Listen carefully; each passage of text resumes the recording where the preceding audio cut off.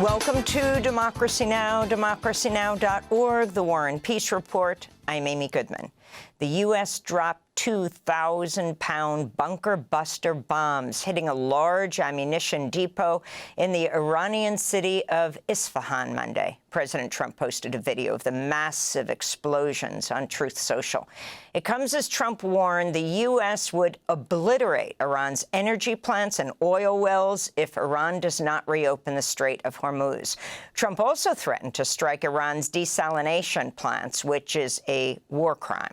Iran said it had received U.S. ceasefire proposals via intermediaries following talks Sunday between the foreign ministers of Pakistan, Egypt, Saudi Arabia, and Turkey. The Iranian Foreign Ministry said the proposals were, quote, unrealistic, illogical, and excessive, unquote. Meanwhile, the International Monetary Fund warned Monday the U.S.-Israeli war in Iran is driving higher prices and slower growth worldwide. Here in the U.S., gas prices hit $4 a gallon for the first time since 2022. White House Press Secretary Carolyn Leavitt suggested President Trump could soon ask Arab nations to pay for the conflict. Back during the Persian Gulf War, 1990, 1991, Arab countries paid for the vast majority of the cost of the war.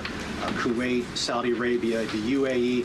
Who's paying for the cost of this war? Will those Arab countries step up to do just that? Well, I think it's something the president would be quite interested in calling them to do. I won't get ahead of him on that, but certainly it's an idea that I know that he has and something that I think you'll hear more from him on. Meanwhile, the New York Times reports the U.S. military debuted a new weapon called the Precision Strike Missile when it struck a sports hall and a school in southern Iran February 28th. The attack killed at least 21 people, including young girls playing volleyball, according to local officials. The Precision Strike Missile is barely out of the prototype phase, and the U.S. Army has not yet created an official entry for it in the military supply system.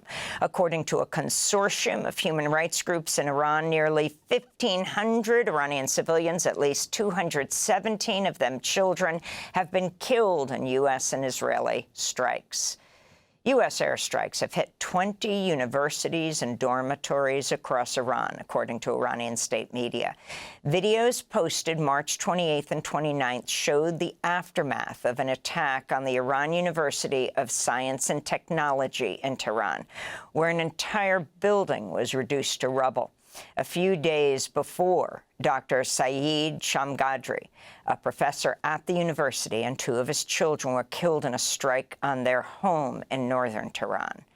A strike on a research institute at Isfahan University of Technology damaged several buildings and injured 4 staff members, according to Iranian state media. Other universities hit include the Faculty of Pharmacy at Shiraz University and 2 campuses at Urmia University in northeastern Iran, according to United Students, a group run by student activists. Iran has vowed to retaliate against U.S. university campuses in the region. NYU has closed its Abu Dhabi campus after Iranian leaders declared outposts of U.S. universities as, quote, legitimate targets, unquote. Iran struck a fully loaded crude oil tanker near Dubai Monday, setting the vessel on fire. Meanwhile, Turkey reported a ballistic missile launch from Iran entered Turkish airspace before being shot down by NATO air and missile defenses. It comes as Human Rights Watch released a report Monday finding Iran fired cluster munitions at Israel, calling the strikes unlawful. The cluster bombs killed at least 4 civilians, according to HRW. Israel's parliament, the Knesset, on Monday, passed a law approving the death penalty for Palestinians convicted of murdering Israelis. The law makes death by hanging the default sentence for Palestinians in the occupied West Bank convicted of killing Israelis. Prime Minister Benjamin Netanyahu came to the Knesset to cast his vote for the bill in person. Far-right National Security Minister Itamar Ben-Gvir, who spearheaded the legislation, celebrated its passage by toasting lawmakers. This is Sarit Mikhaeli of B'Tselem, an Israeli human rights group. This law violates both the laws of occupation that place severe restrictions on the ability of placing the death sentence on by the occupying power against the occupied population, but also is discriminatory because Israeli Jews who live in the occupied territories, Israeli settlers, will not face any sort of death penalty in the rare occurrence that they might actually be convicted, tried or convicted of any sort of offenses, and certainly not the killing of Palestinians. The Association for Civil Rights in Israel petitioned Israel's Supreme Court to strike down the law minutes after it passed, calling it discriminatory by design, unquote. The foreign ministers of Australia, Britain, France, Germany, and Italy had urged Israel to abandon the measure. Israel's not executed anyone since Nazi war criminal Adolf Eichmann in 1962.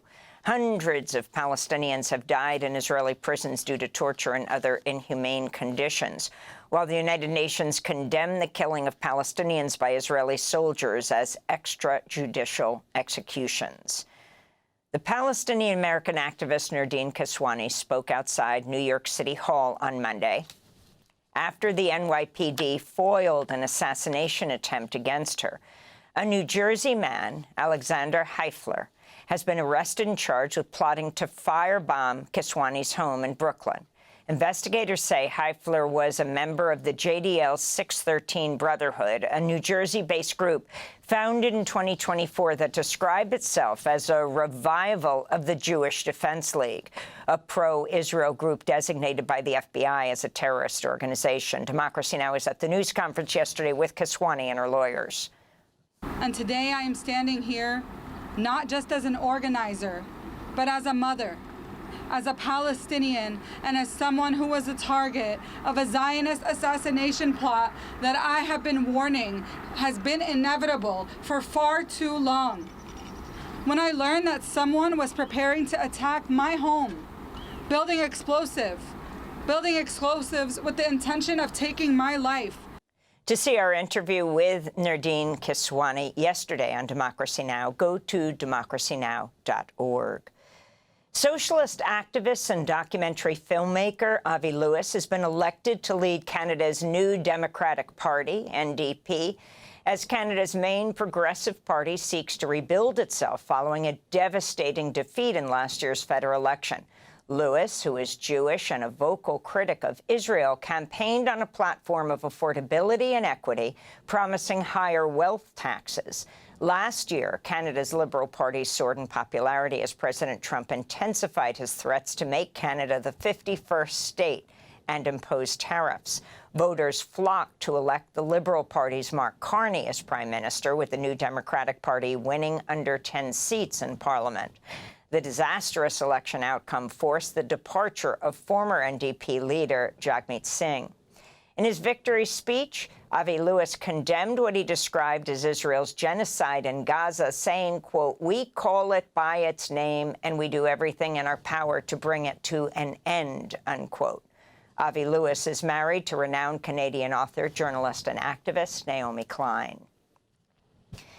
In Sudan, a new report by Doctors Without Borders warns rape and sexual violence remain, quote, "part of everyday life" across the Darfur region as the war between the Rapid Support Forces and the Sudanese military nears 3 years. Child rape is particularly rampant, with both parties accused of war crimes. MSF's report outlines the testimonies of over 3,000 survivors of sexual violence who sought medical care at MSF-backed clinics between January 2024 and November 2025. MSF said its report only reflects a fraction of widespread sexual violence in Sudan, and that, quote, "This war is being fought on the backs and bodies of women and girls. Displacement, collapsing community support systems, lack of access to health care, and deep-rooted gender inequalities are allowing these abuses to continue across Sudan," unquote.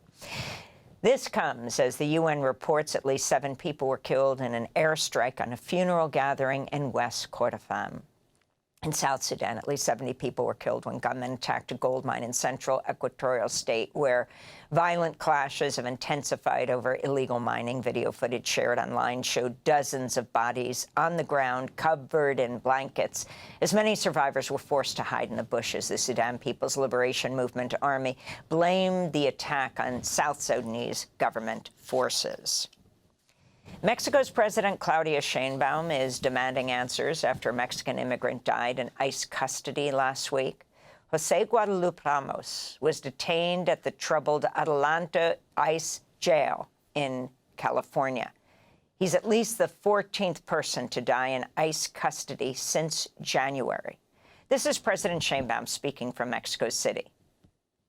Son varias acciones que vamos a tomar. We're going to take several steps to protest the death of yet another Mexican national in the United States. Particularly in this detention center in Los Angeles has had several deaths. A thematic hearing will be presented before the Inter-American Commission on Human Rights regarding people who have died in ICE detention centers. In Haiti, at least 70 people have been reportedly killed as armed gangs descended on the western Artibonite region, setting homes on fire and displacing thousands of residents in attacks Sunday and Monday.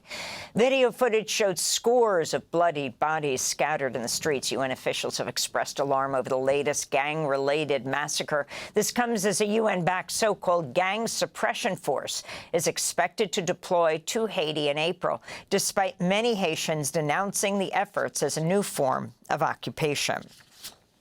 The Trump administration's vowed to continue its energy blockade on Cuba even after U.S. officials allowed a Russian oil tanker to deliver fuel to the island.